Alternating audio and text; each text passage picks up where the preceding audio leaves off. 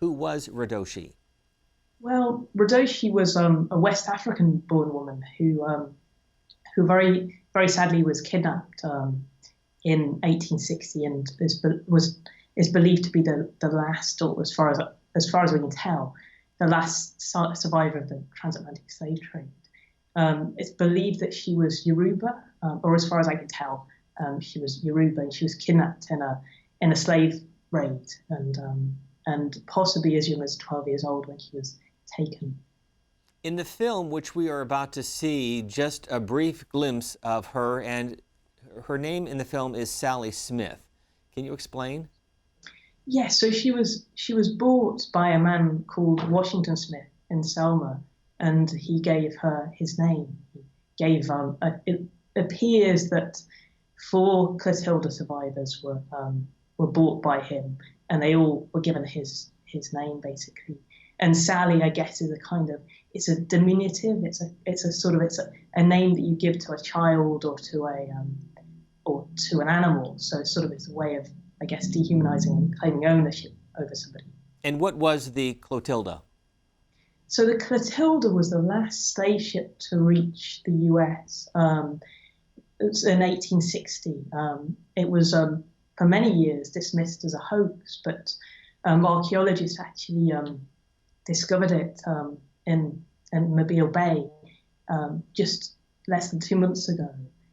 Many of the survivors formed their own community in Mobile, known as Africa Town or African Town originally, and lived there. Descendants still live there today. Why did you spend so much time researching Redoshi, and why is it important for our audience to understand who she was? Well, basically, I guess I was doing a project on Zora Neale Hurston, and I guess I've learned from other people, from other scholars and from colleagues, just how that there is almost no sort of first-hand accounts of the Mill Passage, and so when I just happened to find her name, I knew that she existed from a letter that Zora Neale Hurston wrote. But when I happened upon her name, I sort of knew I had to try and have a look to see if I could find anything about her. I found much more than I expected to.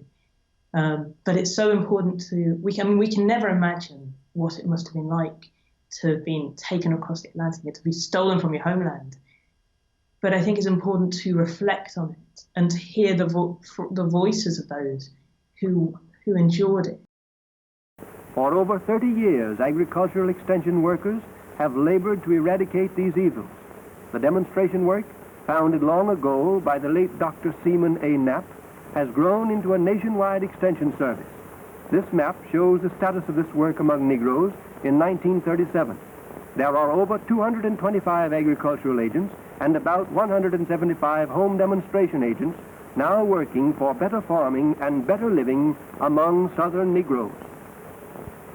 And Sally Smith, born in Africa and long past her 110th year when she died in 1937, lived to see the hard lot endured by her generation and that of her children in some measure bettered by this campaign to help Negroes help themselves.